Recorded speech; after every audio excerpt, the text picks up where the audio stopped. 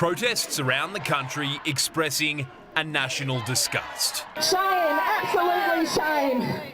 Calls of child abuse were heard from Adelaide, Brisbane's Queen Street Mall and the steps of Sydney's Town Hall.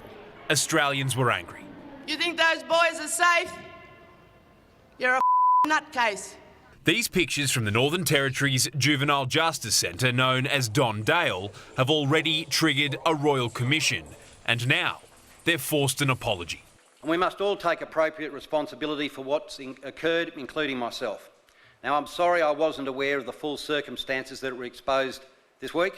Clearly, I must be better informed about such matters. Mr Scullion originally said the issue hadn't piqued his interest. From Darwin, Bill Shorten offered his unwavering support for the Royal Commission. My vision of Australian justice is not to see a 14-year-old boy hooded and strapped and restrained to a chair.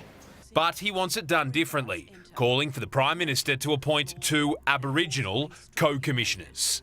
Mr Shorten wouldn't name any contenders as co-commissioners, saying he didn't want the government playing partisan politics with his suggestions because he says that is exactly what's happened with Kevin Rudd and his bid for the UN. Malcolm Turnbull's actions are pathetic.